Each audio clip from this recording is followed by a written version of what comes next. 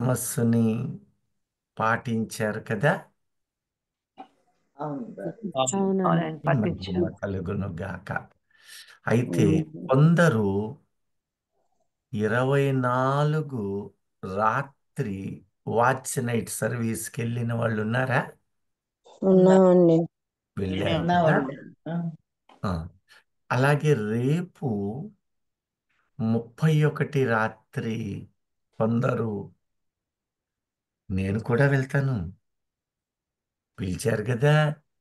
Watch night సర్వీస్కి వెళ్తారు కదా. వెళ్తామండి. వెళ్ళేవాళ్ళు ఉన్నారా మీలో? ఉన్నామండి. ఆ, ఈరోజు వెళ్ళామండి. ఎందుకంటే 31 అంటే రేపు మంగళవారం రాత్రి రాత్రి రాత్రి మేము వెళతాము అన్న వాళ్ళు హల్లెలూయా చెప్పండి. హల్లెలూయా. అంటే మీలో నేను వెళ్ళినట్టే మీరు కూడా కొందరు వెళ్తారు. ఈ అంశము మరియు జనవరి 1 యొక్క విశేషత మాత్రమే. ఎంత సమయము ఇవ్వబడిందో దాని విశేషము ధ్యానిద్దాం. మీరే కాదు, అనేకులు ఈ అంశాలు గ్రహించలేక ఆలోచనలలో బలహీనత పొందుతున్నారు. ఆలోచనలలో మాత్రమైతే వెళ్ళడము, ప్రార్థించటము, తెలుసుకోవడము,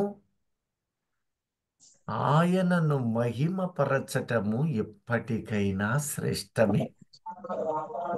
హల్లెలూయా, హల్లెలూయా. హల్లెలూయా. హల్లెలూయా. హల్లెలూయా. ఉమ్. చిన్న ప్రార్థన చేసుకొని ప్రకటన జనవరి నుంచి చూద్దాము.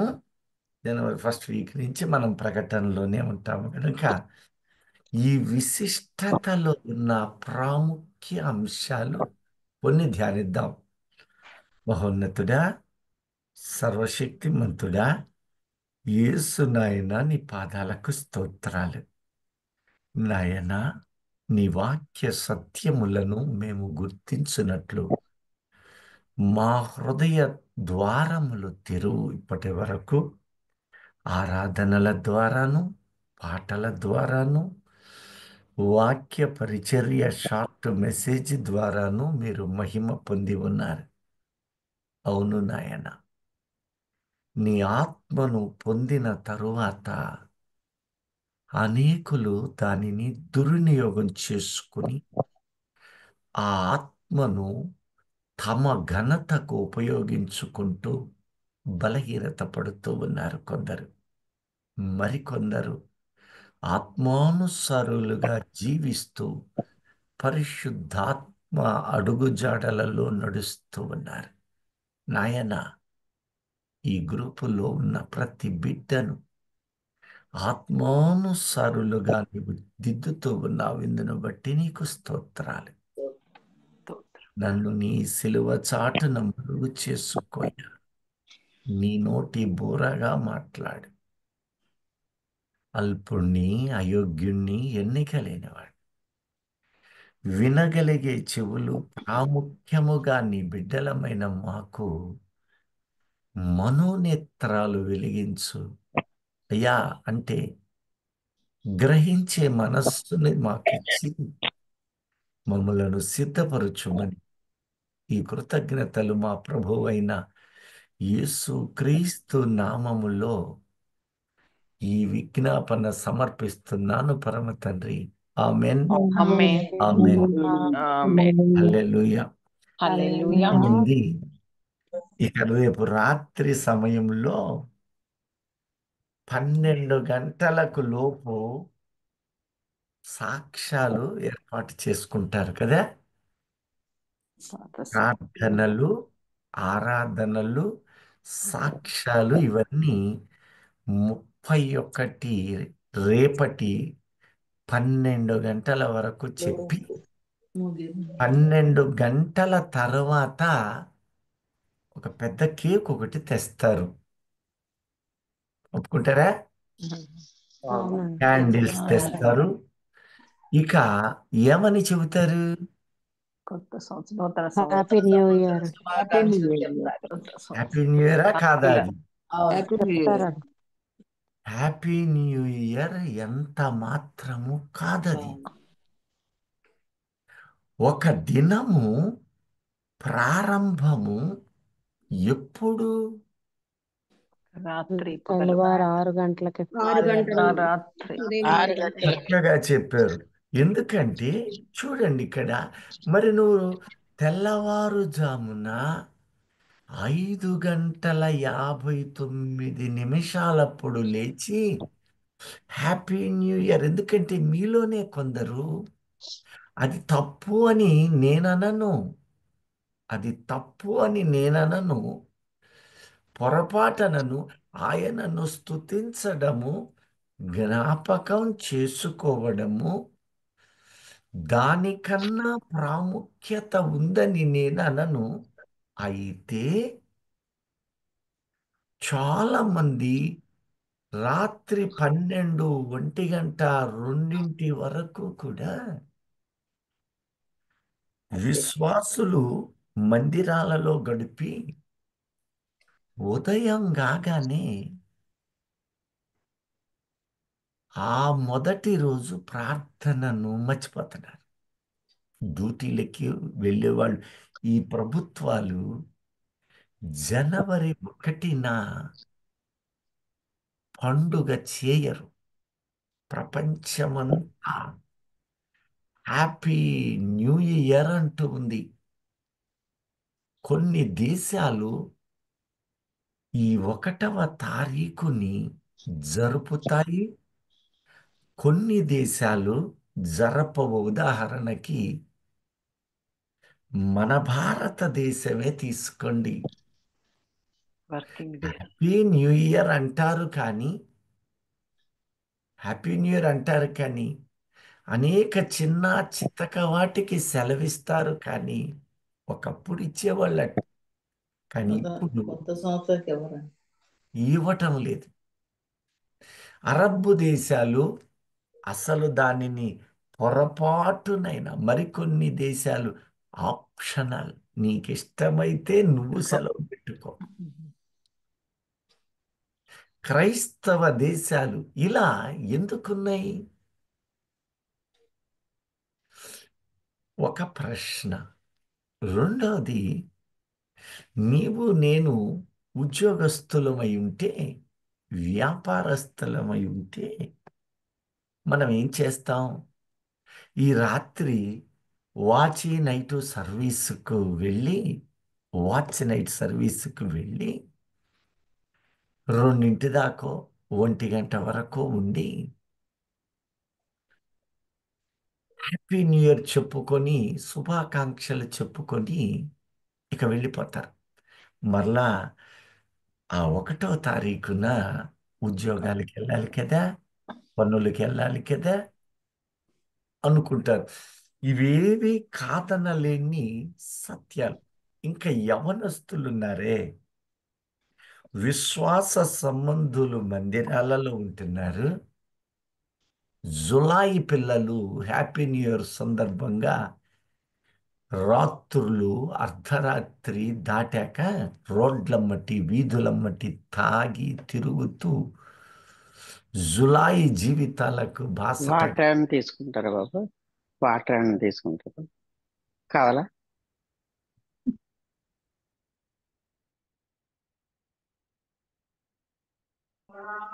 కంటిన్యూ చేయొచ్చా అంటే వారు ముఖ్యమైనవి ఏవో పని మీద ఉండి ఉంటారు కదా, అందువల్ల.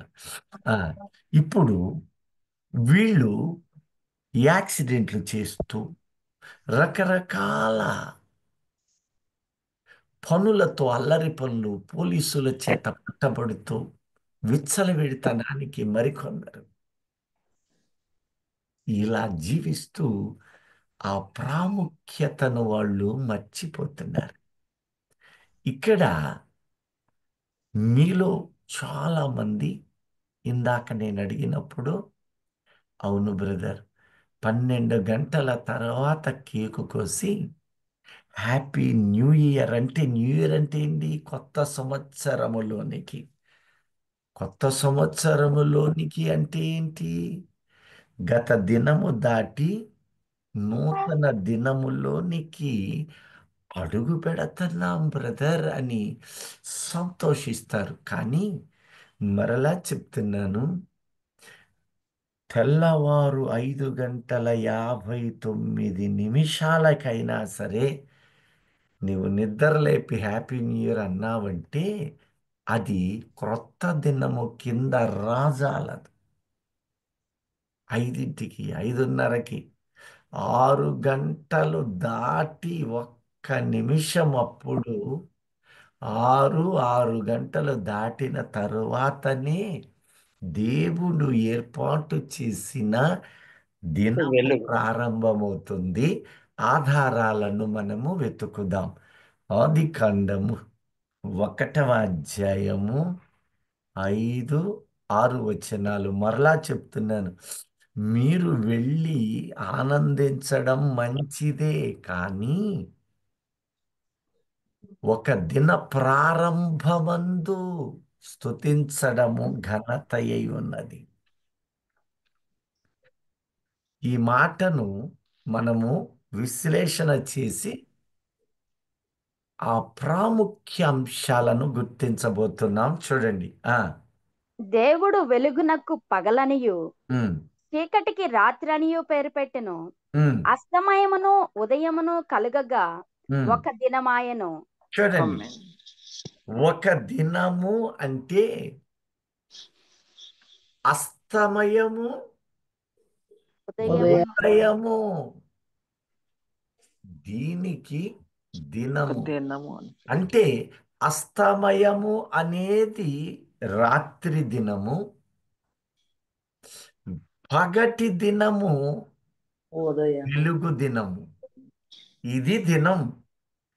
రాత్రి 12, 1 అది అస్తమయపు దినము, రాత్రి దినము కదా. ఇప్పుడు రాత్రి 1 నీకు కొత్త దినపు శుభాకాంక్షలు మీలో కూడా ఉన్నారు. గ్రహింపు ఉన్నా లేకపోయినా పుట్టినరోజుకి హ్యాపీ బర్త్డే అని రాత్రి 12 గంటల 1 నిమిషానికి కంగ్రాట్స్ చెప్పే జనాంగం ఉన్నారంటారా లేరంటారా? ఉన్నారండి. దేవుడు అంటున్నాడు, ఇప్పుడు 6 గంటలు పగలు అనేది ప్రారంభమయ్యేది ఎన్నింటికి? వెలుగుతో ప్రారంభమయ్యేది. వెలుగు ఎన్ని గంటలకు వస్తుంది? మేఘాల మాటు లేనప్పుడు, వర్ష ఛాయతో మేఘము కమ్మనప్పుడు సహజంగా ఉదయము 6 6 గంటలకు గంటలకు వెలుగు వస్తుంది. మరలా ఎప్పుడు అస్తమయమవుతుంది? 6 6 గంటలు గంటలు 6 గంటలకండి 6 సాయంకాలం. గంటలకు. ఇప్పుడు వెలుగుకు పగలు అన్నాడు. వెలుగుకి ఏమన్నాడు? పగలు ఈ పగలుకి ఒక దినము అన్నాడు. ఇది ఒక చోట రాయలా.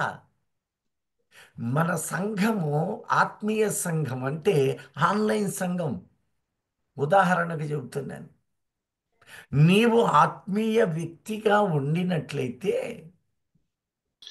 నీవు ఒక చోట రాయలా. నీకు నాకు గ్రహింపు అనేకులకు ఉండదని సుమారు 6 చోట్ల, 5వ వచనము, 8వ వచనం, 13, 19, 23, 31 వచనం, ఇన్ని వచనాలలో అప్పుడప్పుడు ఇన్నిసార్లు చెబుతున్నాను రా, నెత్తి నోరు బాదుకుంటున్నాను రా కొడకా కూతురా అంటుంటారే, అంటారా?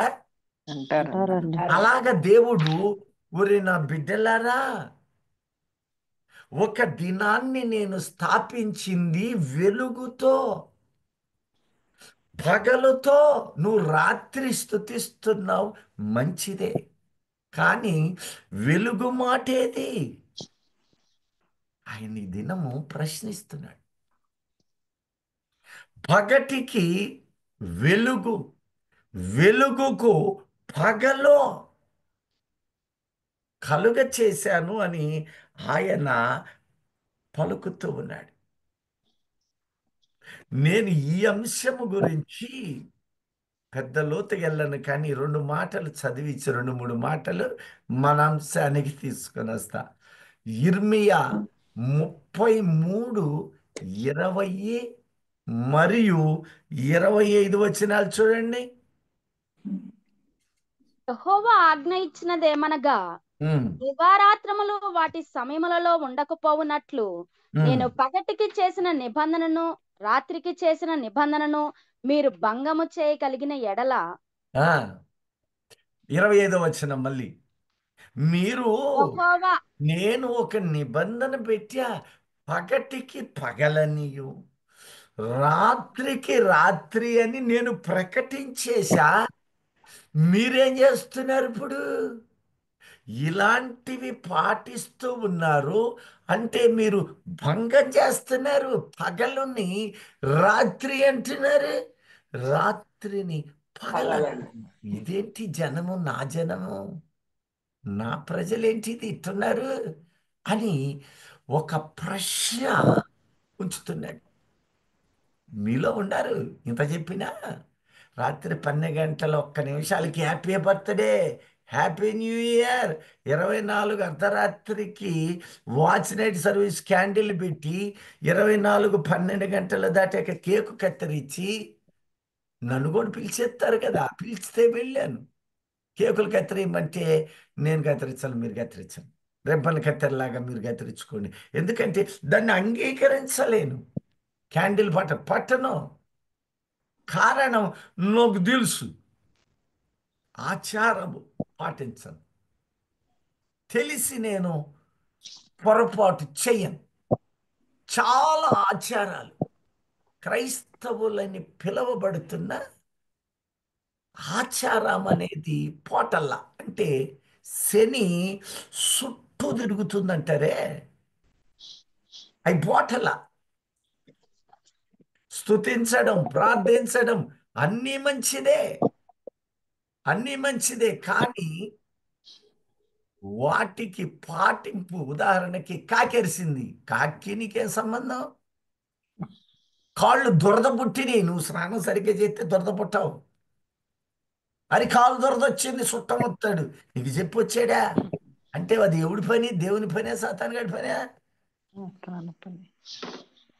ఈ ఆచార ముసుగులు నీలో ఉన్నంత కాలము నీవు శరీరానుసారమైన యోచనల్లోనే చూస్తున్నావు.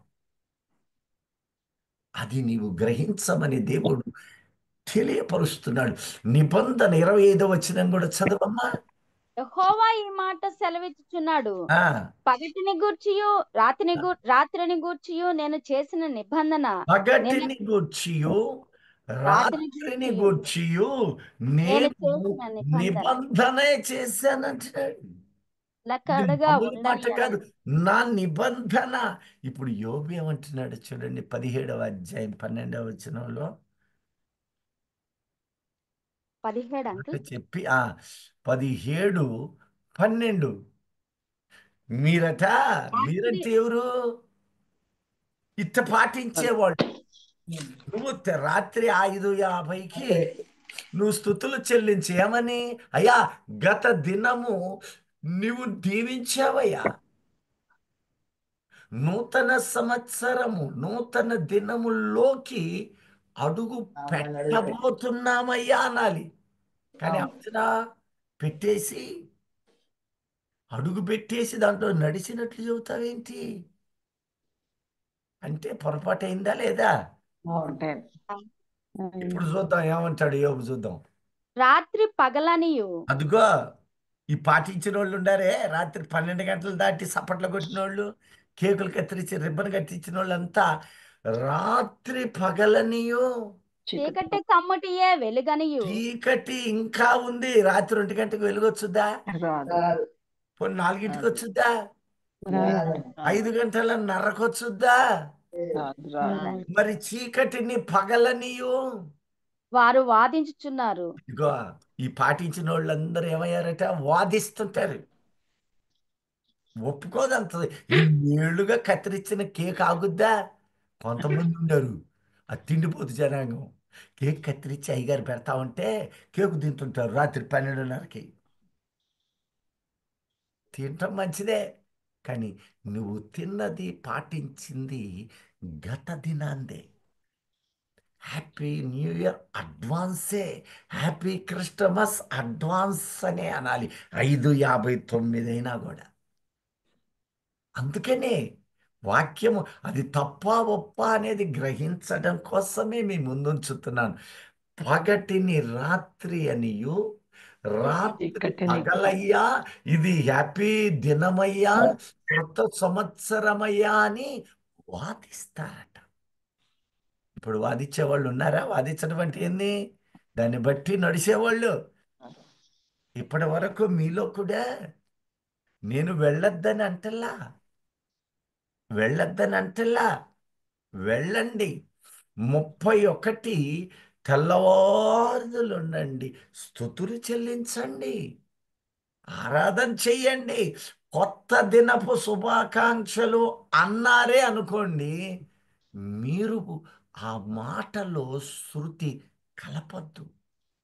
కలిపావా నీవు కూడా రాత్రిని పగలు అని ప్రకటించు వానిలో వాదించుచున్నాను.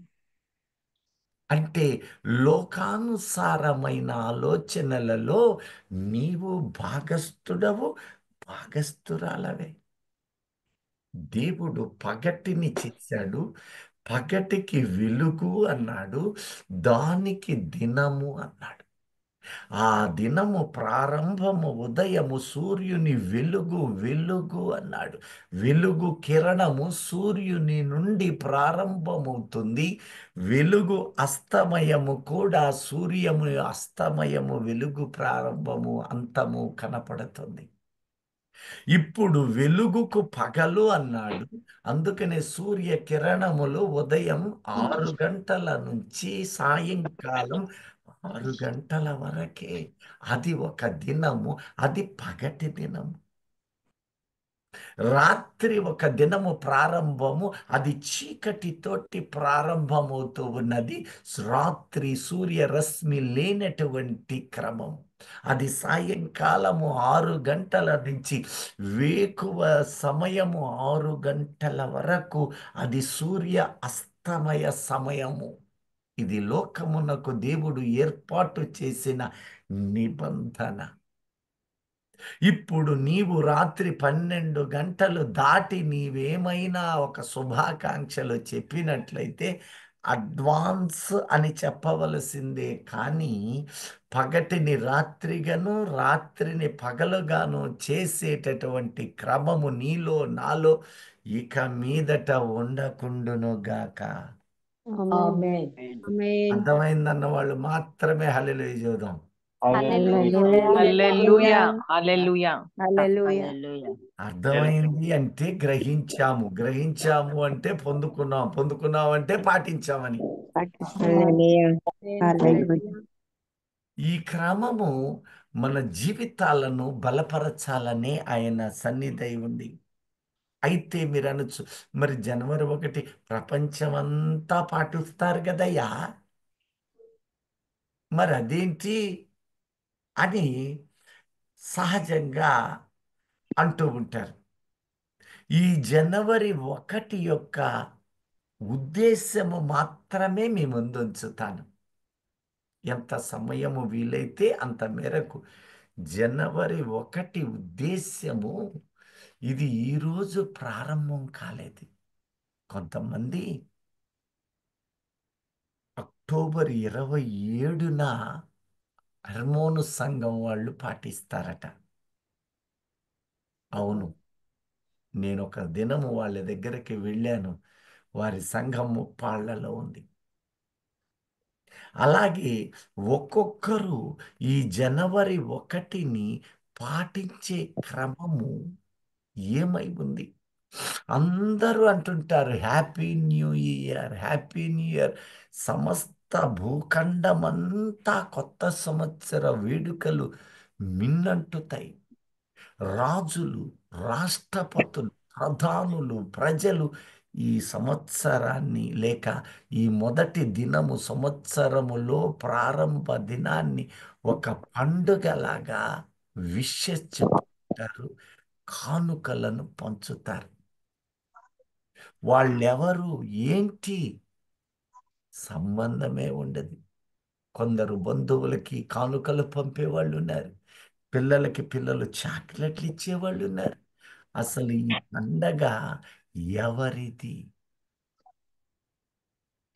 ఈ పండుగ దేని సంబంధమైనది? ఇది ఈ రోజున మనకు పాఠ్యాంశమై ఉండాలి. చూడండి, ఈ పండగ దేనికి సంబంధించింది? జనవరి 1 అందరికీ పండగేనా కాదా? ఎవరేం మాట్లాడలేదు. అందరికీ అవునండి. పండగే. అందరికీ సమస్త భూజనులకు పండగ కాదా? అవునండి. పండగేనండి. అవునా కాదా? అందరికీ పండగేనండి. అవునండి. కాదు. ఇది మన పండగ. అవునండి. లోకానికి తెలియదు ఇది ఏం రోజో ఏం పండగో. అదేదో ఒకటి ఒప్పేసుకున్నారు. అసలు పండగ ఇది మనది, మన పండగ ఇది. కానీ మనకి తెలియదు చాలా మందికి. అది ఆశ్చర్యంగా ఉంటుంది. మన పండగ మనం గ్రహించక అన్యులతో కలిసి సంబరాలు చేసేవాళ్ళు, మన బంధువులతో, రక్త సంబంధికులతో. ఈ పండగ ఎప్పుడు ప్రారంభమైందో తెలుసా? ఏ సంవత్సరం పోని ఏ అధ్యాయంలో ప్రారంభించబడింది? ఆది కాండములో ప్రారంభించాడు. పండగ ఎప్పుడు ప్రారంభించబడింది? ఆది కాండం. ఆది కాండంలో ఈ పండగ ఏంటంటారా? చూద్దామా? చూద్దాం. ఆది కాండము 17వ అధ్యాయము 12వ వచనం నుంచి ఒక్కసారి చూడండి ప్రియ దైవజనమా. 8 దినముల వయస్సు గలవాడు అబ్రహాముతో అనగా ఎవరితో అంటున్నాడు? అబ్రహాం. అబ్రహాం అంటే ఎవరు? తండ్రి, విశ్వాసములకు తండ్రి. చక్కని మాట చెప్పారు. ఆ చెప్పిన సహోదరుని బట్టి అందరం హల్లెలూయా చెబుదాం. హల్లెలూయా. హల్లెలూయా. ఎవరు ముందుంటారో వాళ్ళని బట్టి దేవునికి స్తోత్రం. హల్లెలూయా. హల్లెలూయా. హల్లెలూయా. చూడండి, ఇక్కడ భూమి మీద ఇరువురు తండ్రులు కనపడుతున్నారు. ఒకరు ఆదాము, అంటే ఆదాము స్వరూపములో ఉన్న శరీరానుసారమైన తండ్రులు. రెండవ తండ్రి ఉన్నాడు, ఆత్మానుసారమైన తండ్రి. ఆయన పేరేంటట? యేసు ప్రభు. నేను ఆత్మీయమైన వాటిని చెప్పటంలా, భూమి మీద విశ్వాసికి విశ్వాస సంబంధులే. గలతీ 3:7 చూడండి. అది అక్కడ చేయబెట్టి గలతీ 3:7 చూడండి. భూమి మీద నీ కాబట్టి విశ్వాసానికి ఒక ఆయన్ని తండ్రిగా పెట్టాడట. కాబట్టి విశ్వాస సంబంధులే అబ్రహాము కుమారులని మీరు తెలుసుకొనుడి. ఇప్పుడు మన తండ్రి ఎవరు? అబ్రహాము. మన తండ్రి ఎవరు? అబ్రహాం. ఈ భూమి మీద మాదిరిగా అబ్రహామును పెట్టాడు. విశ్వాసం అనేది శరీర సంబంధమైనదా, ఆత్మ సంబంధమైనదా? ఆత్మ సంబంధమైనది. స్తోత్రం. ఇప్పుడు ఈ అబ్రహాముతో అంటున్నాడు, 8 దినముల వయస్సు కలిగిన వాడు. అనగా అనగా నీ ఇంట పుట్టిన వాడైనను. ఇక్కడ ఎవరెవరో చూడండి. నీ ఇంట పుట్టిన వాడే గాని నీ సంతానము కాని అన్యుని యొద్ద నీ సంతానము కాని అన్యుని యొక్క వెండితో కొనబడిన వాడైనను. వెండి ఎందుకు కొంటారో తెలుసా? ప్రాయశ్చిత్తమునకు గుర్తు వెండి. దేవుడు ఒక ప్రాయశ్చిత్తము చేయదలిచాడు. అది అబ్రహాముకు తెలియచేస్తూ ఉన్నాడు. ఈరోజు అబ్రహాము ద్వారా దేవునికి బిడ్డలగుతున్న మనకి కూడా నేను ఒక ప్రాయశ్చిత్తము చేయబోతూ ఉన్నాను. బంగారము యెహోవా పరిశుద్ధుడు అనుచుని ప్రాయశ్చిత్తము అని ప్రకటిస్తున్నాడు. ఇవన్నీ దేవుడు నరావతారిగా భూమి మీదకొచ్చి తన ప్రాణము పెట్టి మనకు పావన ప్రతిష్ట ప్రాయశ్చిత్తముక ఏర్పాట్లు. సరే, అది అలా ఉంచితే 8 దినముల వయస్సు కలిగిన వాడు నీ ఇంట ఉండువాడు అయినా నీ సంతానము వెండి కాని చేత నీ సంతానము కాని అన్యుని యొద్ద అన్యుని యొద్ద వెండితో కొనబడిన కొనబడని వాడైనను మీ చరమలలో ప్రతి మగవాడు ప్రతి మగ బిడ్డ కూడా మీలో సున్నతి పొందవలెను. నీలో సున్నతి పొందవలెను. ఆ నీ ఇంట పుట్టిన వాడును ఉమ్, నీ వెండితో కొనబడిన వాడును ఉమ్. తప్పక సున్నతి పొందవలెను. అప్పుడు తప్పనిసరిగా సున్నతి పొంది తీరాలి. అప్పుడు నా నిబంధన మీ ఒక శరీరము నిబంధన చేశాడట. అప్పుడు నా నిబంధన నీ శరీరమందు మీ శరీరమందు నిబంధనగా ఉంటుంది. నిబంధనగా ఉండును. ఇది నిత్య నిబంధన. ఇది మోషే ద్వారా కలిగిందా, మరి పితరుడైన అబ్రహాము ద్వారా కలిగిందా? అబ్రహాము ద్వారా చక్కగా చెప్పారు. దేవునికి స్తోత్రం.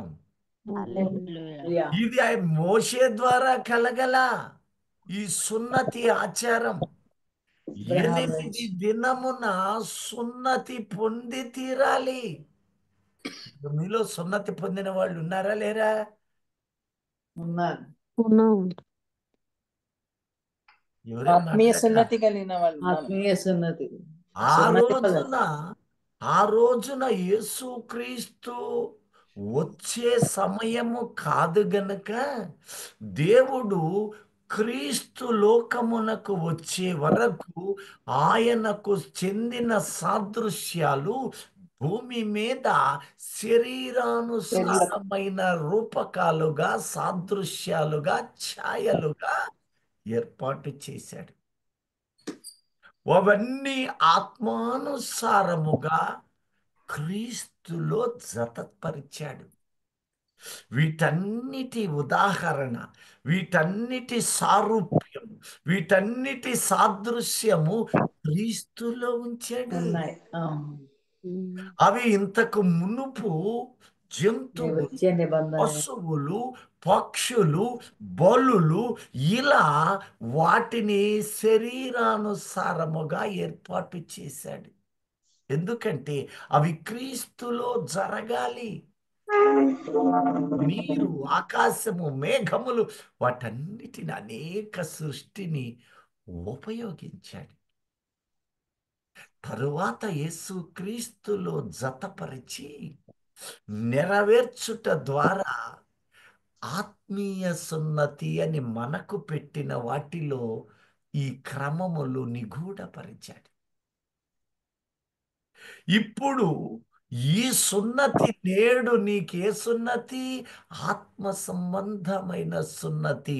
అదే నేటి బాప్తిస్మమై ఉన్నది. హల్లెలూయా. ఆనాడు శరీరానుసారమైన ఒక సున్నతిని పెడుతున్నాను. ఓ అబ్రహమా, 8 దినముల వయస్సు కలిగిన వాడు నీ ఇంట పుట్టినవాడే కాదు, వెండి చేత కొనబడిన వాడే కాదు, అన్యుడే కాని నీ ఇంట ఉన్న ప్రతి వారు 8వ దినమున సున్నతి పొందవలెను. ఇది నిత్య నిబంధనగా ఉంది. నిత్య నిబంధన. ఎవని గోప్యాంగ చర్మమునకు సున్నతి చేయబడదో వాడు తన జనములో నుండి కొట్టివేయబడును. అట్టివాడు తన జనులలో నుండి. ఆ జనులు అంటే సున్నతి పొందిన వర్గం ఒకవైపు, సున్నతి పొందని జనము ఒకవైపు అని డెసిషన్ అక్కడ జరిగిపోయింది. అది నెరవేరింది క్రీస్తులో. అయితే విశ్వాసులకు తండ్రి అయిన అబ్రహాముకు తిరిపేశాడు. అది నేడు ఆత్మసున్నతి అనగా బాప్తిస్మమునకు గుర్తు. ఇప్పుడు ఈ గ్రూపులో ఎవరైనా ఇంకా బాప్తిస్మము తీసుకోలేదు అంటే వారు ఇంకనూ సున్నతి సంబంధులు కాలేరు. ఒకవేళ రాకడ వస్తే వారి పరిస్థితి ఏమవుతుంది? మారు మనస్సుకు తగిన ఫలమది, అనుభవించు. నిబంధనది. వారేమైపోతారు? చాలా మంది దినాల్లో బైబిల్ వింటారు, ప్రార్థన చేస్తారు, ఉపవాసాలు ఉంటారు. ఎందుకో తెలుసా? ఈ భూమి మీద వారి అక్కరల కోసం, వారి ఆర్థిక స్థితిగతుల కోసం, వారి ఉద్యోగాల స్థితులు, భద్రత కోసం, బిడ్డల బాగు కోసం, కానీ వారి ఆత్మ రక్షణ కోసం, మరణ ఛాయల విడుదల కోసము ప్రయత్నము చేయరు. మరణము తరువాత ఏం జరుగుతుందో లోకానికి తెలియదు. అసలైన జీవితము మరణము తరువాతయే ప్రారంభమవుతుంది. మరణము తరువాతయే క్రైస్తవ జీవితము ప్రారంభము. మరణమునకు ముందు నీవు చేసిన ప్రతి పనికి కూడా ఫలితం అక్కడ. ఈ భూమి మీద ఉండగానే, ఈ జీవితములో నీవు ఉండగానే నీవు చేసిన ప్రతి పాపమును దిద్దుకో, దిద్దుకో, దిద్దుకో. నీవు ఆ మరకలను కడిగివేయి, సంపూర్ణునిగా మార్చబడట. ఆస్తులు, ఐశ్వర్యాలు, అక్రమాలు, నీ కష్టార్జితము కానిదేదైనా నీ ఇంట్లో ఉంటే అది వడ్డీల రూపములో ఏ రీతిగా పెరుగుతూ ఉందో పాపము రూపములో పెరుగుతూ ఉంది. సమస్తము విడిచిపెట్టమని, సంపాదించింది బిడ్డలకు విడువమని కాదు, కష్టార్జితము బిడ్డలకు విడువు. పాపపు సొత్తు అనాకాని కూడా, అపరాధము, దుర్నీతి, ఏ వ్యసనమైనను నీ ఇంట, నీ హృదయములో ఉండడానికి దేవుడి రాబోయే నూతన సంవత్సరము నుంచి ఒక హెచ్చరికగా చెయ్యి. తీసేయి, విడిచిపెట్టు. ప్రభు అంటున్నాడు, నీకు యవ్వనస్తుడా, నీవన్నిటినీ పాటిస్తూ ఉన్నావు, ప్రార్థన చేస్తున్నావు, వాక్యం చెబుతున్నావు, వాక్యం వింటూ ఉన్నావు, నువ్వన్నీ మంచి మార్గాలు ఉన్నాయి, పేదలకు సహాయకారిగా ఉంటూ ఉన్నావు, కానీ నీవు వాటిని విడిచిపెట్టు. నేను అనేక సార్లు చెబుతుంటా, అనేక సంఘాలు, విడిచిపెట్టడం అంటే పిల్లలకు వదులుతుంటారు. నా దగ్గర ఏం లేదు, విడిచిపెట్టా. ఎవడికి విడిచిపెట్టా పిల్లలు అంటే అప్పుడు అది విడిచిపెట్టినట్ట కాదు, కాదు, నువ్వు మామూలుగా కష్టార్జితం కూడా ఎవరికి ఇస్తా? పిల్లలకే ఇస్తారు. ఇప్పుడు అక్రమాస్తులు ఎవరికి ఇస్తా? పిల్లలకే. అంటే ఆ పాపం ఆడించి పిల్లలకే. ఆదాము నుండి పాపము ఎలాగూ విస్తరించెనో, అంటే ఇప్పుడు పాపం ఏమైంది? ఈ సొత్తు తొండగుడ్లు పెట్టినట్టు విస్తరించి బిడ్డలు కూడా శపించబడిన అనుభవాలలో జీవిస్తున్నారు. సున్నతి జరగాలి, సున్నతి జరగాలి. సున్నతి జరగడం అంటే చర్మము కట్ అయిపోవాలి, తెగిపోవాలి, విభజించబడాలి. అంటే ఎప్పుడైతే నీవు బాప్తీసం తీసుకున్నావో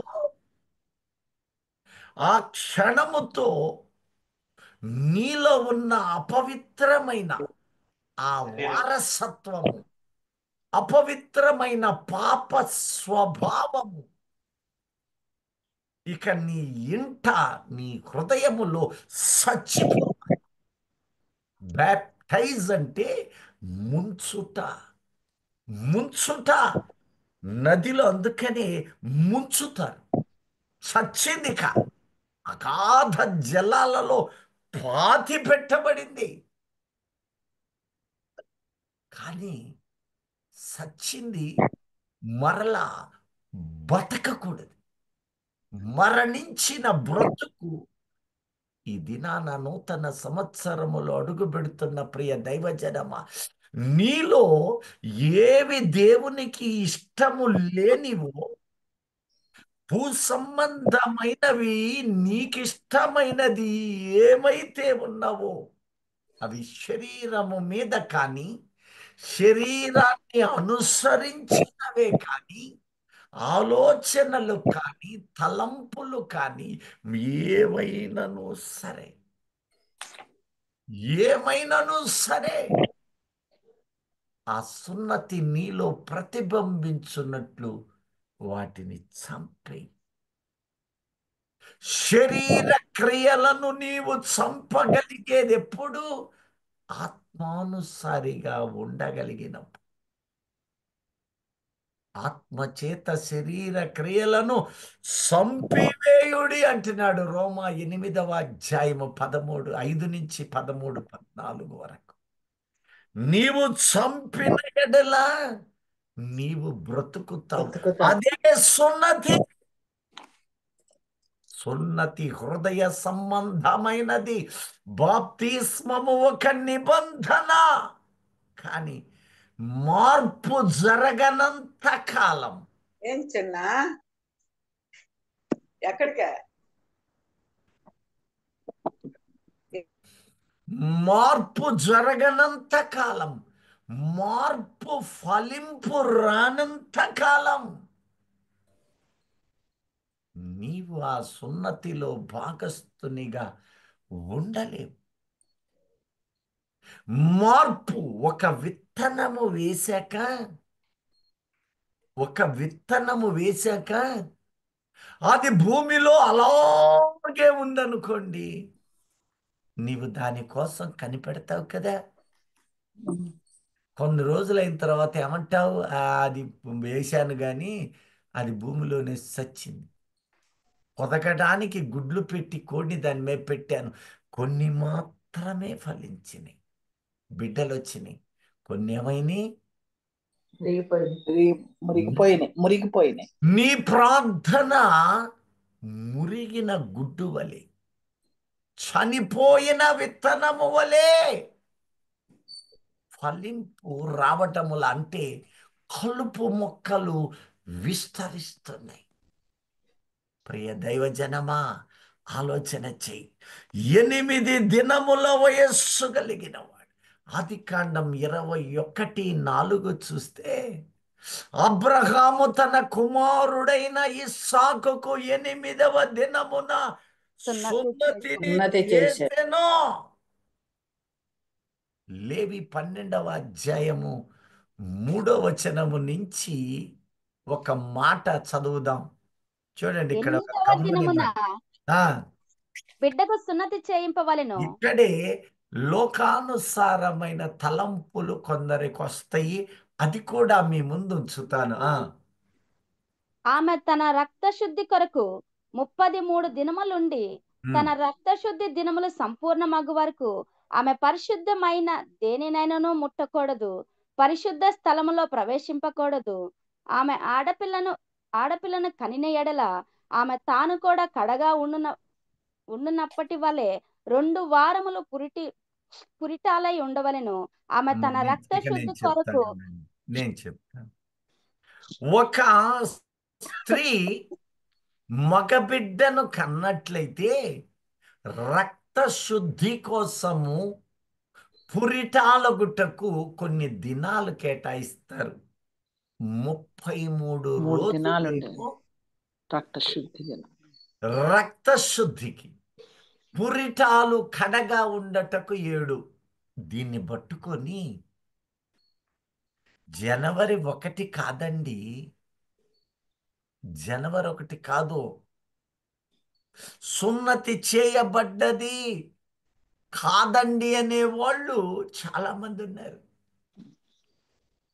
ఆ ముందు అక్టోబర్ 27 కొంతమంది చేస్తారు. నవంబర్ 1న చేసేవాళ్ళు ఉన్నారు, నవంబర్ 27 చేసేవాళ్ళు ఉన్నారు. కానీ ఒకటి లేఖనం ఏమంటుందంటే, ఏ రోజున నీవు మందిరానికి తీసుకువెళతావనేది చెప్పబడలేదు. ఏ రోజున నీకు సున్నతి చేయబడ్డావో అదే రాయబడుతోంది. చిన్న ఎగ్జాంపుల్, నీ బిడ్డ హాస్పిటల్లో పుట్టాడు. పుట్టిన వెంటనే బర్త్ సర్టిఫికెట్ రాయలేం కదా. ఆసుపత్రిలో సుఖ ప్రసవము, కుటుంబ ఆనందము, బారసాలలు, మంచి చెడు అయిపోయాక క్షేమముగా బిడ్డను క్షేమంగా చూసుకున్నాక ఒకరోజు హాస్పిటల్కి వెళ్ళి, అమ్మా అబ్బాయి పలానా రోజు కన్నారు కదా, ఆ పుట్టిన రోజు మాకు బర్త్ సర్టిఫికెట్ ఇవ్వండి అని అడుగుతారు. వాళ్ళు మున్సిపల్ వాళ్ళకి పెడితే అక్కడి నుంచి ఇప్పుడైతే మీ సేవలలో దొరుకుతున్నవి. ఇప్పుడు నేను తీసుకోవాలన్నా 50 ఏళ్ళు దాటిన వ్యక్తిగా ఉన్నాడనా, 60 ఏళ్ళు దాటినోడు ఉన్నాడన్నా అప్పటిది నేడు నీకు దొరుకుతుంది కదా. దొరుకుద్దా లేదా? దొరుకుతుందండి. అలాగా ఈ కాలములో ఆ సున్నతి మనకి వాళ్లకు వ్యత్యాసం ఏమిటి అంటే, అబ్రహామును బట్టి సున్నతి అనబడు ఆచారమును ప్రవేశపెట్టి ఆ సున్నతి 8వ దినమున పెట్టాడు. 8వ దినపు సున్నతే ఇశ్రాయేలుకు నేటికి కూడా మొదటి రోజు. వాళ్ళు పుట్టిన దినమును లిఖించరు. నేను ఈ విషయం అనేక మందిని అడిగాను, యూదులైన వారిని, మీరెప్పుడు పాటిస్తారు అంటే, నా తండ్రి ఆదాము లెక్క సరిపోదు, మేము అబ్రహాము సంతానం అంటూ వాళ్ళు అనే మాట. మాకిప్పటికీ సున్నతి దినమే మాకు లెక్క. ఆ సున్నతి దినం అదే లోకమందున్న మిగతా వారు పుట్టింది లెక్క. ఇప్పుడు 2 రకాల పుట్టుకుంది, 3 రకాల పుట్టుక కూడా ఉంది. ఎలాగంటే లోకస్తులైన ప్రజలు మనము మానవ రీతి పుట్టుకెప్పుడు మనము పుట్టిన రోజు ఒప్పుకుంటారా? పుట్టిన ఇప్పుడు ఇజ్రాయేలీయులు పుట్టుక దేనికి పెట్టారు? సున్నతి పొందిన వాళ్ళకే మీరు వాళ్ళని కలిసిన తరువాత వాళ్ళ ఆచారాలు ఎవరికైనా అందుబాటులో ఉంటే కనుక్కోండి. సున్నతిని దినమే వాళ్ళకి పుట్టిన రోజు. ఇప్పుడు విశ్వాసులకు పుట్టుకెప్పుడు? బాప్తిస్మం పుట్టిన హల్లెలూయా. ఆమేన్. సహోదరుని బట్టి స్తోత్రం చేద్దాం. హల్లెలూయా. ఈ మాట స్పష్టంగా తెలియచేస్తున్నాడు. నీవెప్పుడు మీరు ఇప్పుడు మరొక ప్రశ్న, కీలక ప్రశ్న, తేలికే కీలకమైంది తేలిక. ఇప్పుడు నాకు చదువుతుంది అమ్మాయి, అమ్మా అనిత, అంకుల్ నువ్వెప్పుడు పుట్టావు? డేట్ చెప్పు, సంవత్సరం వద్దు. August 2 uncle. అమ్మ నేను శరీర పరంగా పుట్టింది చెప్పగలిగింది, చూసారా? ఇప్పుడు నువ్వు ఆత్మీయంగా పుట్టావే, అది చెప్పమ్మా. బాప్తిస్మం తీసుకున్నారు. చూసారా? అవునండి. ఏది గుర్తించాలో అది మర్చిపోతున్నారు. ఇప్పుడు యోహాను సువార్త 3వ అధ్యాయం ఎంత ప్రాముఖ్యతనము. నా దేవుడు నన్ను నశించిపోయే బతుకు నుండి, శపించబడిన మరణము నుండి, ఈ లోకము నుండి వేరు చేసి రక్షించి రక్షణానుభవములో నిలిపి నన్ను కొత్త జన్మనిచ్చాడు. అది మర్చిపోతున్నా. హల్లెలూయా. హల్లెలూయా. యోహాను 3వ అధ్యాయం 3:5.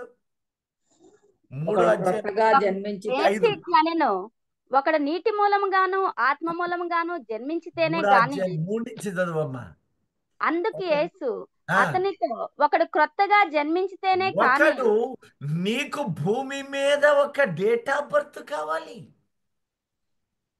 భూమి మీద సర్టిఫికెట్ ఉండాలి. ఇది భూ సంబంధమైనది. మరి దేవుని సంబంధమైన సర్టిఫికెట్ ఇప్పుడు ఎత్తుక్కునే వాళ్ళు ఉండారు, నేను ఎప్పుడు పుట్టానా అని. నేను ఈ వాక్యం అయిపోయాక, అవును శారీరకంగా ఫలానా రోజు పుట్టాను, నేను ఏ సంవత్సరం ఆత్మీయంగా పుట్టాను, ఆ పుట్టిన డేట్ ఏంది మర్చిపోయానే, అసలుది మర్చిపోయావు. చూసావా అవును. ఎంత అవునండి. చూడండి. ఇక యేసయ్య అంటున్నాడు, ఒకడు క్రొత్తగా జన్మించితేనే కానీ దేవుని రాజ్యమును చూడలేడని, దేవుని రాజ్యములోనికి రాజ్యమును చూడలేడని ప్రవేశింపనేరడా. ఆ, ఆయన అంటాడు, నికోదేము ధర్మశాస్త్రం బాగా ఎరిగిన మంచి ఉపదేశకుడై ఉండవచ్చు నికోదేము, ధర్మశాస్త్రోపదేశకుడు అంటాడు. ఆ ముసలివాడు ముసలివాడైన తల్లి మనిషి గర్భంలో ఎలా ఎలాగ పుడతాడు? జన్మింపగలడు? ఆ రెండవ మారు తల్లి గర్భమందు ప్రవేశించి ఆ జన్మింపగలడా అని ఆయన రెండోసారి మళ్ళీ పుడతాడా, పుట్టడం ఏంటి అని మానవ రీతిగా చెబుతూ ఉంటే, ఇప్పుడు యేసయ్య అంటూ ఉన్నాడు చూడండి. నీటి మూలముగాను ఒకటి నీటి మూలముగాను ఒకటి నీటి మూలముగాను ఆ ఆత్మ మూలముగాను జన్మించితేనే గాని ఆ దేవుని రాజ్యములో ప్రవేశింపలేడని నీతో నిశ్చయముగా ఇక్కడ చెప్పుచున్నాను. చూడండి, నిశ్చయముగా మీతో చెప్పుచున్నాను, ఒకడు రెండు విధాలుగా జన్మించాలి. ఈ జన్మ కూడా ఒకటి కాదట, రెండు. ఒకటి శరీర నీటి మూలంగా మూలముగా అంటే బాప్తిస్మము. ఇది అయిపోతే సరిపోద్దా? ఎంతో మంది, ఎన్నో సంఘాల వాళ్ళు, ఎన్నో సంఘాల ప్రజలు నీటి బాప్తిస్మము పొందుతున్నారు. అదే నూతన జన్మ అనుకుంటూ ఉన్నారు. సొగ ప్రాణమదంతే, అసలైనది ఆత్మానుసారమైన జన్మ.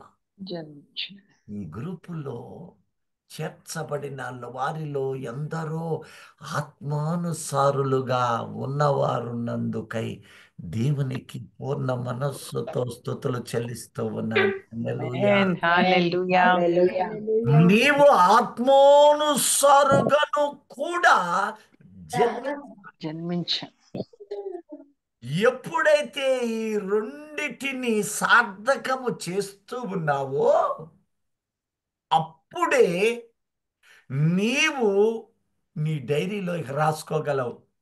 ఏమని? నేను పుట్టింది ఫలానా రోజు. ఏది? శరీర పుట్టుక కాదు. శరీర పుట్టుక భౌతిక గ్రంథాలకు, భౌతిక ప్రభుత్వాలకు అవసరం. అది ఒక దినము విడిచిపెట్టాల్సిందే. కానీ నీవు విడిచిపెట్టి దేహాన్ని వదిలాక పరమందున్న దేవుడు చూస్తున్నాడు. నీవు ఆత్మానుసారముగా జన్మించిన దినమెప్పుడు? ఆ దినముకు ముందు నీవు ఏం చేశావో ఆయనకు అనవసరం. ఎన్నో చేశావు, ఎన్నో పొరపాట్లు పడ్డావు, ఆయన లెక్కించడు. అన్నిటినీ భూస్థాపితం, భూ సంబంధమైన వాటిని భూస్థాపితం చేస్తున్నాడు. ఆమేన్. ఇప్పుడు నూతన జన్మలో నీవున్నావు. మీరు జాగ్రత్తగా గమనిస్తే, యేసు బాప్తిస్మము పొందిన తరువాత లూకా 4లో బయటకు వచ్చి ప్రార్థించుచుండగా పరిశుద్ధాత్మ ఆయన ఆపురము వలె నీవు నీటి బాప్తిస్మము పొందిన వెంటనే నీకు క్రొత్త జీవిత ప్రారంభము. ఆ తరువాత నీ విశ్వాస ప్రయాణములో కొందరు వెంటనే ఆత్మానుభవాలు, మరికొందరు నడుస్తూ అనగా ప్రయాణము చేస్తూ ఆత్మీయముగా అనుభవాలతో నింపబడుతూ ఉన్నా. ఎప్పుడు నీవు నీటి ద్వారాను ఆత్మ మూలముగాను జన్మిస్తున్నావో అదే నీ మొట్టమొదటి పుట్టినరోజు. ఇప్పుడు నేను ఫలానా రోజు పుట్టానని ఎవరైనా ఒకరు చెప్పండి సాక్ష్యం. గుర్తుపెట్టుకున్నారంటారా, మర్చిపోయారా? 21/7 సార్. సంవత్సరం 2021 సార్. అదుగా సహోదరుని బట్టి దేవునికి స్తోత్ర. హల్లెలూయా. నీవు నేనెప్పుడు పుట్టాను? ఆ పుట్టినప్పటి నుంచి నాలో జరుగుతున్న ఆత్మీయ మార్పు, సాతాను నా మీద కుయుక్తులు విశ్వాసము ద్వారా నేను జయిస్తున్న నా జీవన విధానం, దేవుడు నా ఎడల జరిగిస్తున్న కార్యములో. అందుకని అంటున్నాడు దావీదు, నీవు నా ఎడల చేస్తున్న కార్యాలు వివరించదే నా బ్రతుకు చాలదయ్యా, లెక్కకు విస్తారముగా ఉన్నాయి, లెక్కింపలేని స్తోత్రాలయ్యా. అయ్యా, లెక్కింపలేని స్తోత్రాలయ్యా. ఎన్నిసార్లు నన్ను కాచి కాపాడుతున్నావు. నీ గతాన్ని ఆయన తొలగిస్తున్నాడు. ఈ దినము నూతనమైనటువంటి జీవితాన్ని మనకు అందిస్తూ ఉన్నానంటున్నాడు.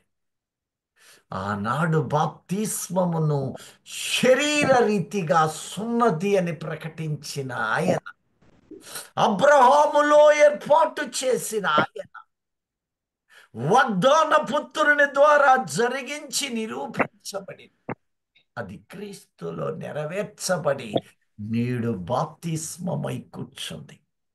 నిన్ను నన్ను రక్షణ మార్గము వైపు ఆ సున్నతిని నడిపిస్తూ ఎంత కనికరము కలిగిన దేవుడు చూస్తూ ఉన్నావా?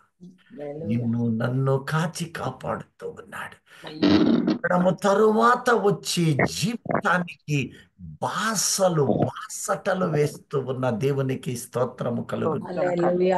మిగిలిన భాగము మరుసటి కాలములో ధ్యానించుదాం. దేవుని మాటలను దీవించి ఆయనను ఆత్మసున్నతి కలిగిన వారమై సమస్తము ఆయనకిష్టునిగా మార్చబడుతూ దీవెన పొంది అనేకులను రాకడకు సిద్ధము చేయుదుముగాక. అనేకులను ఆత్మ సంబంధమైన సున్నతికి పురిగొల్పుదుముగాక. రక్షణానుభవము కై వారిని నడిపించుదుముగాక. ఆమేన్. హల్లెలూయా. హల్లెలూయా. హల్లెలూయా.